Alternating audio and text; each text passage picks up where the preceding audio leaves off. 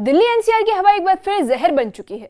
प्रदूषण का स्तर बेहद खराब होने के बाद प्रशासन ने ग्रेडेड रिस्पांस एक्शन प्लान यानी ग्रैप के सबसे सख्त चरण 4 को लागू कर दिया है। इसके साथ ही पूरे एनसीआर में कड़ी पाबंदियां लगा दी गई हैं। दिल्ली में ट्रकों की एंट्री पर रोक लगा दी गई है, सिवाय जरूरी सेवाओं और क्लीन फ्यूल वाले वाहनों को BS4 और उससे नीचे के डीजल वाहनों पर भी प्रतिबंध है। सभी निर्माण कार्यों पर ब्रेक लगा दिया गया है। वहीं स्कूलों में हाइब्रिड मोड लागू कर दिया गया है। प्रशासन ने बुजुर्गों, बच्चों और बीमार लोगों को घर में रहने की सलाह दी है। ये रिपोर्ट देखिए।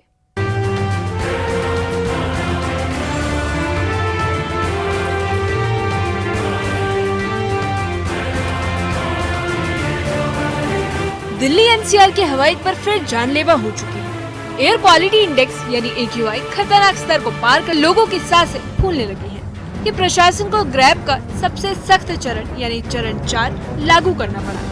विशेषज्ञों का कहना है कि अगर हालात ऐसे ही बने रहे तो सेहत पर गंभीर असर पड़ सकता है। बच्चों, बुजुर्गों और बीमार लोगों को खास सावधानी बरतने की सलाह दी गई है। कोहरा जगह जगह दिखाई दे रहा है। कर्तव्य पथ से अगर मैं आपको विजिबिलिटी दिखाना चाहूँ तो आप देखिए, आपको थोड़ी दूर से बिल्कुल कुछ भी दिखना बंद हो जाएगा। अभी जब हम पूर्वी दिल्ली की तरफ से इधर रुख कर रहे थे तो विजिबिलिटी कुछ कुछ जगहों पर 50 मीटर थी। तो ये दिल्ली के अलग अलग इलाकों में विजिबिलिटी भी बेहद कम है और इसका असर यही है कि कोहरा एक तरफ है, दूसरी तरफ जो है वो पोल्यूशन दिखाई दे रहा है, क्योंकि हवा बिल्कुल नहीं चल रही है और उसका असर सीधा आप देख सकते हैं। देखिए, लोग यहाँ पर साइकिलिंग के लिए आए हैं, मास्क यहाँ पर पहना हुआ है और अपनी जो एक्टिविटीज़ है वो भी जारी रखना चाहते हैं, लेकिन मास्क पहनकर साइकिलिंग कर रहे हैं। कितना असर डाल रहा है पोल्यूशन? बहुत ज़्यादा पोल्यूशन इफ़ेक्ट कर रहा है लंग्स को हमारे। साइकिलिंग चला रहे हैं, मास्क लगा रहे हैं, दैट मीन्स हमारे को पूरी ऑक्सीजन नहीं मिल रही है, फिर भी क्या करें, रोज की दिनचर्या। लेकिन आम तौर पर इस तरह की एक्टिविटीज़ मतलब जितना ज़्यादा पोल्यूशन है बेहद खतरनाक कैटेगरी में, तो अवॉइड की जा सकती है। लेकिन हमारे पास ये एक दिन का नहीं है, ये एवरी डे का है। ये तो हमारी ये लाइफ का एक पार्ट ऑफ लाइफ, मतलब एक दिनचर्या बन गया है पोल्यूशन।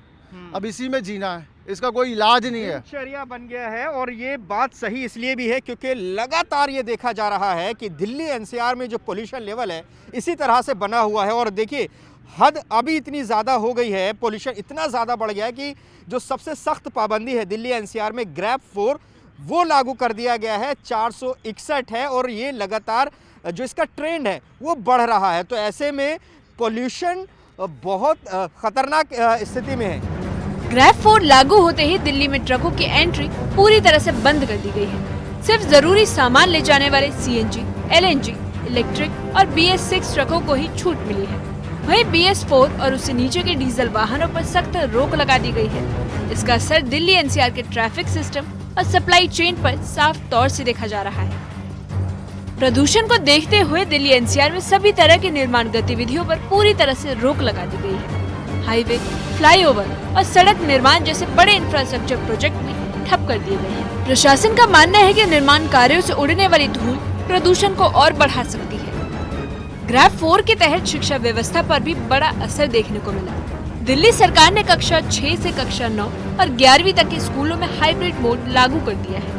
वहीं 5वीं तक की कक्षाओं को भी ऑनलाइन और ऑफलाइन विकल्प दिए गए हैं। कॉलेजों और अन्य शैक्षणिक संस्थानों को बंद करने पर भी विचार किया जा रहा है ताकि छात्रों को प्रदूषित हवा से बचाया जा सके।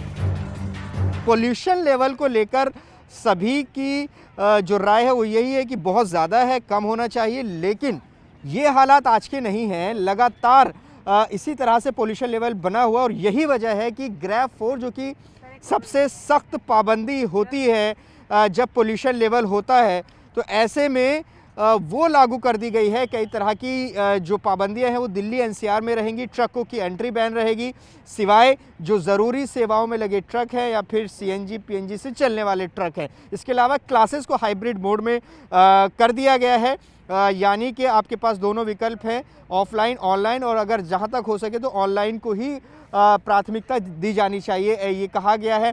BS4 जो वाहन है और उससे नीचे के जो वाहन है, डीजल वाहन, उन पर पूरी तरह से पाबंदी अगले आदेश तक रहने वाली। तो कई तरह की सख्त पाबंदी इस पोल्यूशन को कम करने के लिए लगाई गई है। Commission for air quality management यानी CAQM और दिल्ली सरकार लगातार प्रदूषण की निगरानी कर रहे हैं। मौसम विभाग के मुताबिक हवाओं की रफ्तार कम होने और ठंड बढ़ने से प्रदूषण और गंभीर हो सकता है। प्रशासन ने गैर जरूरी व्यवसायिक गतिविधियों पर भी रोक लगाने के संकेत दिए हैं। साथ ही लोगों से अपील की गई है कि निजी वाहनों का कम इस्तेमाल करें और सार्वजनिक परिवहन को अपनाएं।